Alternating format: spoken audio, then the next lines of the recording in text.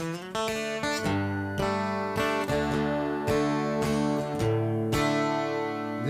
is a stranger where I once knew you. There is a dangerous energy flows through you. I don't know what to say, just get out of the way and remind me this just isn't like you.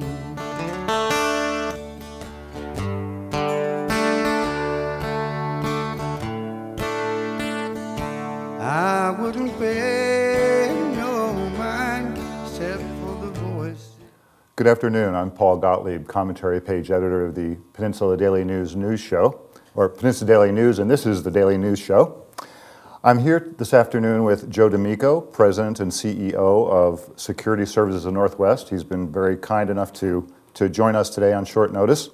And we mostly know Mr. D'Amico for his involvement with his company and his recent battles with the county, land use battles with the county. But we're very lucky to have a more topical issue on tap today, at least to start with. We'll get into those battles in a few seconds. But as was reported this morning in the Peninsula Daily News by our reporter Evan Kale, Mr. D'Amico took it upon himself yesterday at the commissioners' meeting to stand up and lead the assembly in the Pledge of Allegiance. It took the commissioners by surprise, and I dare say the public by surprise. We know that the Pledge of Allegiance has been somewhat in the news, particularly for the under God part of the pledge, and I was just wondering, Mr. D'Amico, why did you take it upon yourself to get up suddenly and lead the group in the Pledge of Allegiance? Well, Paul, thanks for having me today.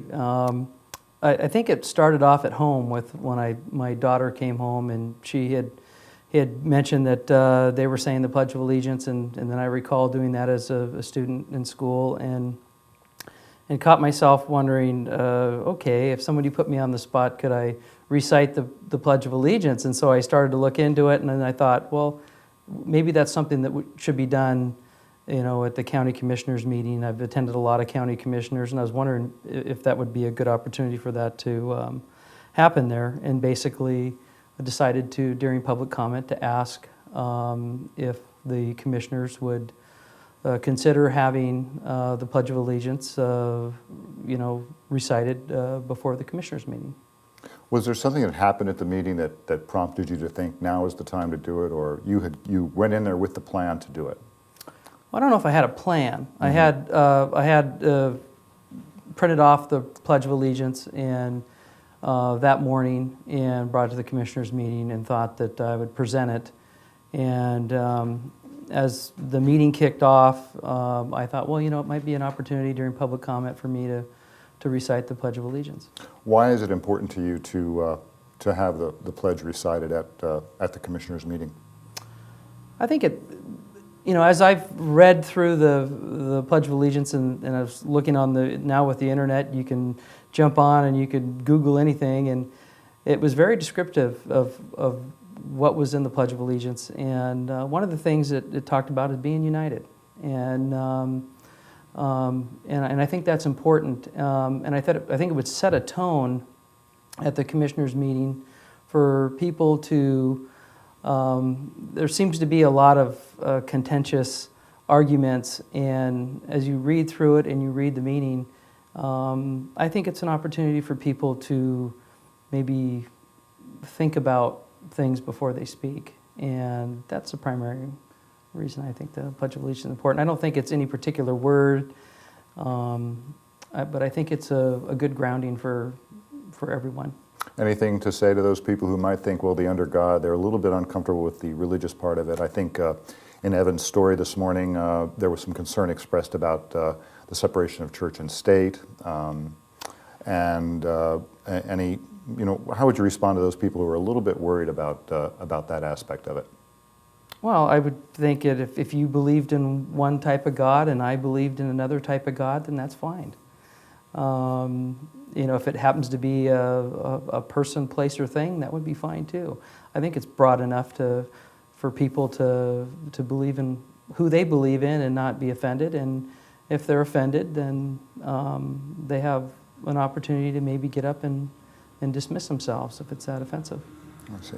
I might add too, sir, that I spoke with Commissioner Sullivan, David Sullivan, this morning, and he said that they will be he will be talking about next Monday about including the Pledge of Allegiance in the commissioners' meetings. Henceforth, after you got up and took it upon yourself to say the pledge, any reaction to that? I think that's great, and for him to already come out and say that they would consider it, that's a good thing. Now, of course, you talk about being united and lots of good feelings between you and the commissioners with this pledge issue. However, on the other issue of your company, things haven't been so united. And in fact, in the last couple of months, they've come to a head. You've had a hearing examiner rule against you. You've had a visiting Kitsap County Superior Court judge rule against you, saying that the activities at your Security Services Northwest facility are too great for the neighborhood. You've been told to limit your employees to 3.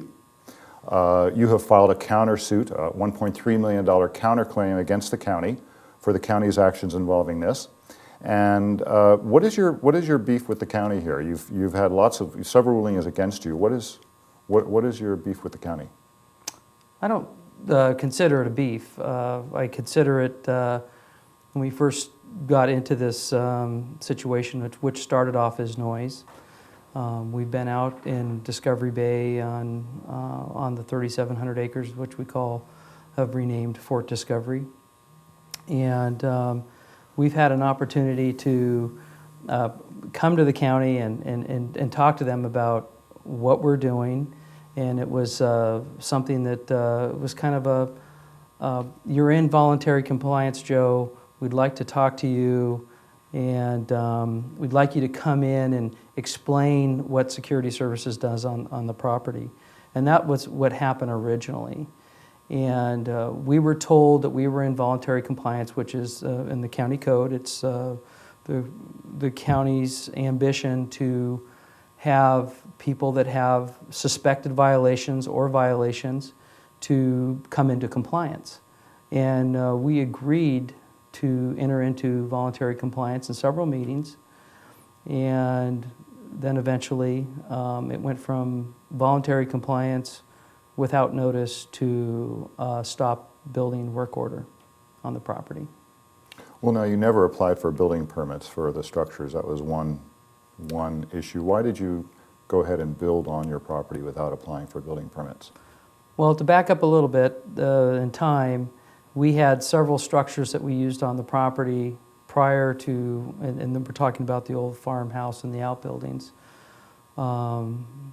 back in I believe it was. I don't have my paperwork in front of me, but I want to say it's about 1994 or something like that. And the facility was founded in 1977, correct? Well, the original farmhouse was built in like the 1915 or 1920s. And that's the building that we currently have our headquarters in. But as far as the function of the property, that's since 1977. No, about 1988, roughly 87, 88. When was security? 77, and maybe that's where we should, but 77 was when the business was founded in Port Townsend by a Port Townsend police officer. It started on the property in 80. Roughly about 1987, 88, we started using the property. Now, if I could back up again, you, Port Townsend graduate, several generation homeboy here for Port Townsend. That's correct. You are a 1985 graduate of Port Townsend High School. Your parents owned J&P Sales. That's correct. Hardware store. Certainly opted for a more exciting vocation. You purchased the company right out of high school. No, just a couple years after high school. A couple of years. That's okay. correct. Okay. What motivated you to purchase this? Did you always have an interest in? And if I could back up, I'm sorry to back up again. Security Services Northwest, sometimes it's described as a counterterrorism training facility, sometimes it's described as security training. I know that you handle money transfers for banks, you have contracts with Armored Car Services, you provide training, paramilitary training for police and private contractors, and perhaps some of the companies that are sending their contractors, military contractors, to Iraq. Is that true? No, well, it's Sort of you've a covered a lot. conglomeration of You've things. covered a lot here. Basically, and we also provide patrol services and site security services and maritime security services. People tend to want to quickly label us as counterterrorism and or special forces training, whereas the majority of our business is armored car service, cash transport, alarm installation and monitoring, security patrol, and site security.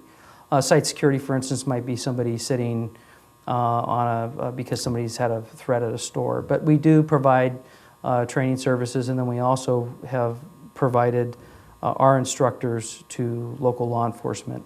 Well, how is it that most people know you for the helicopters landing and the shots being fired, which I understand that you've said may be something different? But why? How is it that neighbors have complained mainly about noise and the noise from helicopters and the noise from explosive devices, whether they be guns or explosive devices that you might be working with on your facility? I mean, as far as the noise goes, I don't know where they're coming from on that. We've come out and we've tried to explain to people what we do, how long we've been doing it. But they hear the noise. I mean, they're not making up the noise. They hear the noise, right? No, some people do. You're correct. Some people have said they've heard noises coming from our property, and then I get calls. I was in Wenatchee on a trip, and somebody told me that I was doing grenade training on my property, and so there's a lot of hysteria. There's a lot of times where people, the sheriff's department will come out there and say, "Is this going on?" Or, "No, this isn't going on." 101 runs through the middle of the property, and people do stop off and shoot. Now, do we shoot? Yes, we do shoot, and we train. But we're not training like at some of the times where people say we're training at all times. Do you train with explosive devices also? I don't personally train. But I mean, not you, but I mean, on your facility, do they train with explosive devices? We've had 2 or 3 instances where we've had explosives training, limited to a small amount of explosives, basically used to train law enforcement officers and or federal officers how to identify an IED. Well, I dare say that a shot or two fired in the still of an afternoon would be jarring for anybody, whether it's a shot or two or several. They're still shots. Do you think that? No, when you say shots, are you talking about explosive shots or rifle fire? Rifle fire or weapons fire, let's say. How do you respond to those people who do hear those shots anyway? Do you feel, obviously, well, how would you defend, as the area around there has grown, the continued activity on your facility, and how would you suggest that the two get along? Well, one, it's supported by the law. If you're a grandfathered non-conforming business, which I am, meaning that but actually it isn't, is it? It is. But it hasn't been. Judge Roof in Kitsap County ruled that it was and is grandfathered. He remanded it back to the hearing examiner for nature and scope, which it's our opinion that he missed the opportunity to go into nature and scope in our original hearing by claiming that the entire business was illegal. So as far as we're grandfathered because we were there, we predate the Jefferson County Code. And that's and if you're a grandfathered business, then you are not restricted by the number of employees that you hire. And the number of, if we shot 10 shots in 1990 and shoot 100 today, there's nothing in the code that stops us from doing that. What do you believe you're limited from doing? What are the limits on what you can do on that property? Well, right now, I don't want to speak. There's 3 cases going on. There's LUPA 1, as we call it, LUPA 2. LUPA stands for? Land Use Petition Act. Okay. And statewide act. Right. And then we filed a damage claim, and we only did that to reserve our right for damage recovery, because when we originally went into the county to go into voluntary compliance and talk about what SSNW does. We offered to move our shooting range 2 miles inland. We're on 3,700 acres. And we offered to move it from the water immediately up into the mountains like 2.5 miles back. And we were told no. And so we've from the very beginning had asked, we've went into settlement talks with them, reached out and said, we're willing to move our shooting operations off the water, allow us to, do that up in the mountains, and we'll move it immediately. And we were again told no. Are you willing to limit the amount of disturbing activity in terms of sounds? Let's just say loud activity. Are you willing to limit the loud activity to certain hours? Well, I don't even want to admit that it's loud, because I've been across the water and with a noise meter, and I don't think it's loud. Do you live near there, though? I live right there. You live right there. And there's Okay. times when they are shooting that I don't hear it, and I'm a couple hundred yards away from the shooting range. So you're unwilling to admit even that this is loud to the people who say that it's loud? I don't know if it's loud or if it's the actual sound that makes them uncomfortable. For instance, you're used to having a plane go overhead all the time. Well, if you hear somebody shoot, maybe that's disturbing to somebody. Maybe there's somebody that doesn't like firearms, for instance.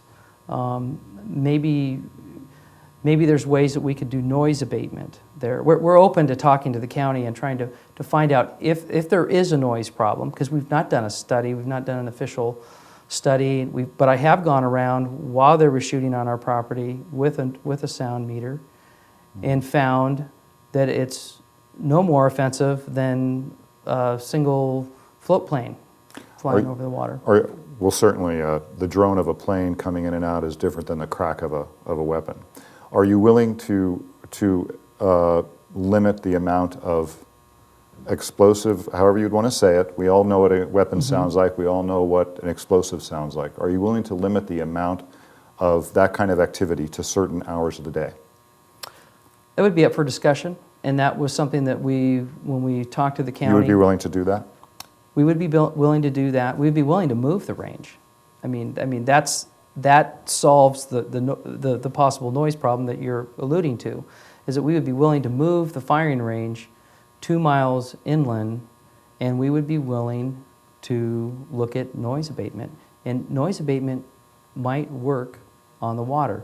I haven't been at each individual's house that has reported, the noise. I haven't stood on their deck. And Captain Harry Dudley, who you may know from some of the paperwork, was telling us how a sound travels in different ways and weird ways. And so, just like the lights right there, you never know when you might lose That them. you can't predict, though. Shooting you can. Well, You there's could, but at any wind.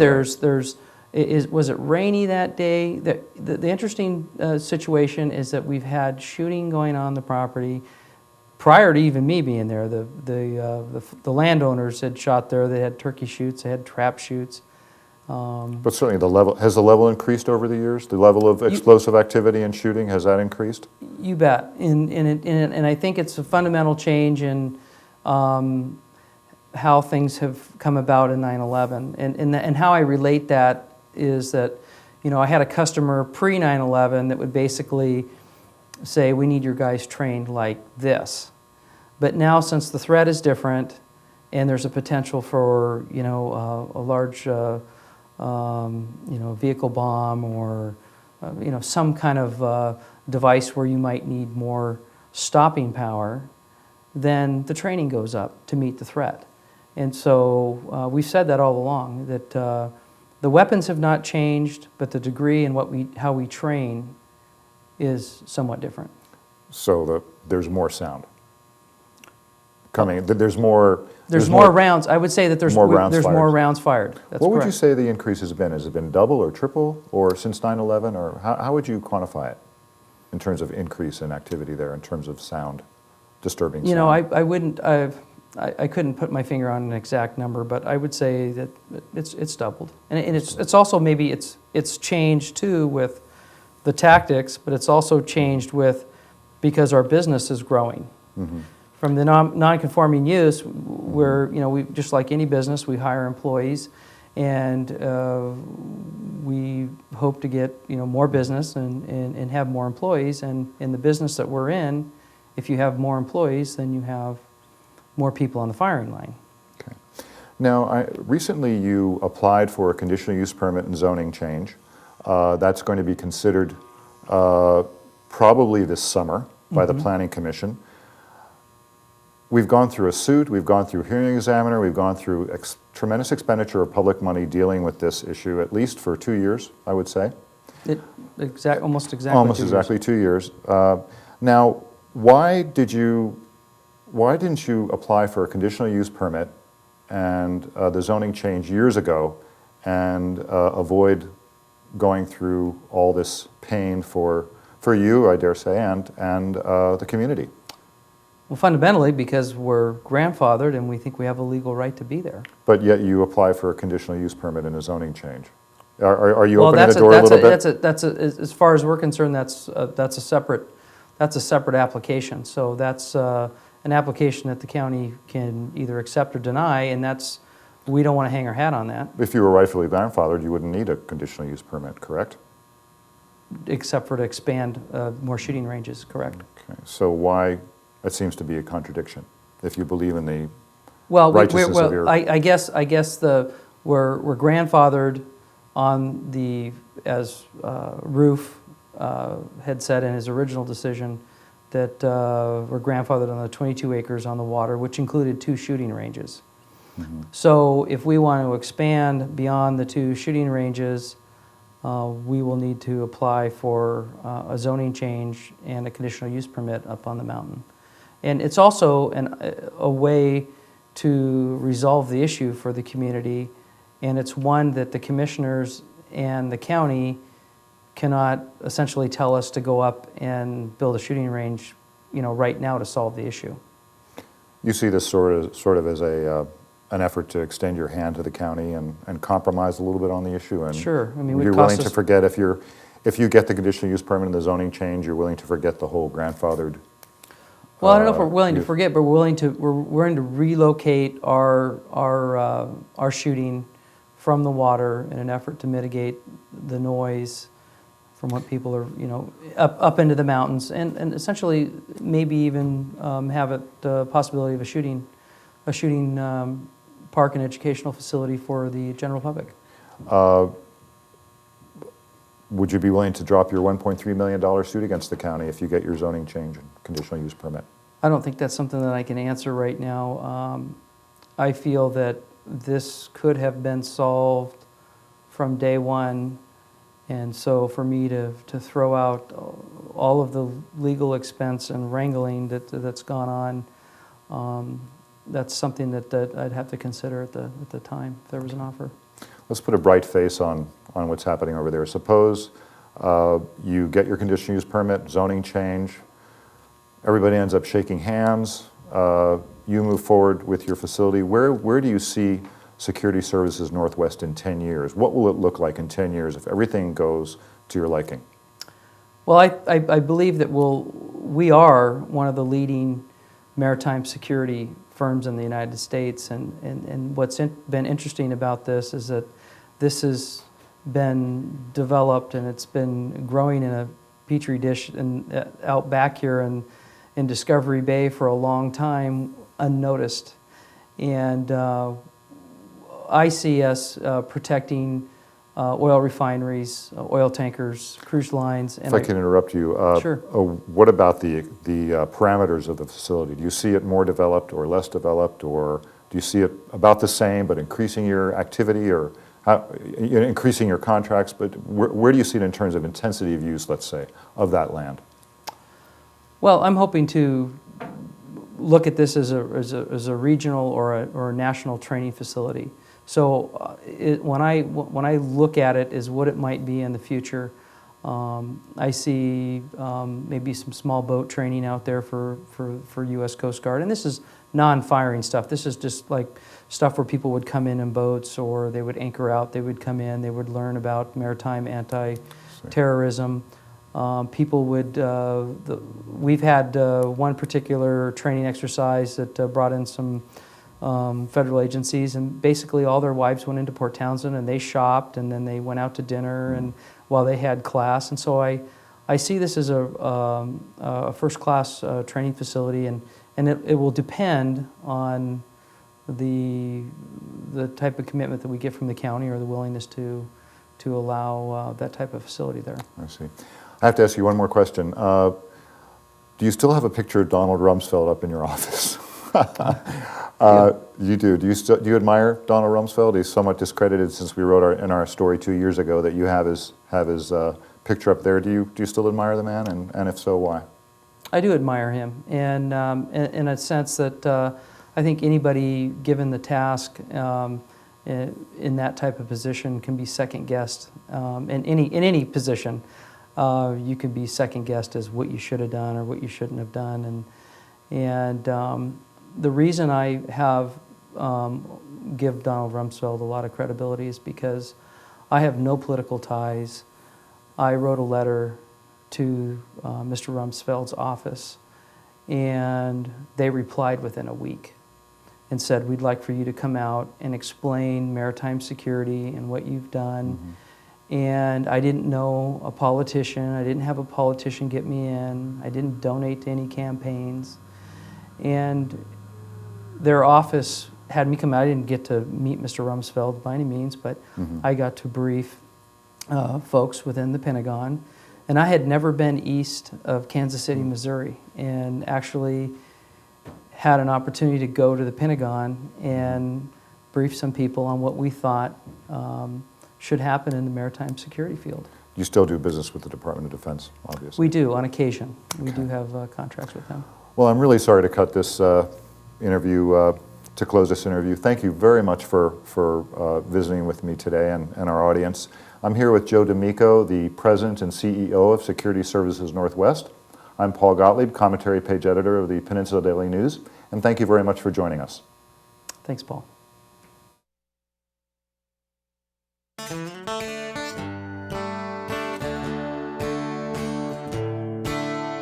There is a stranger where I once knew you. There is a dangerous energy flows through you. I don't know what to say, just get out of the way and remind me this just isn't like you.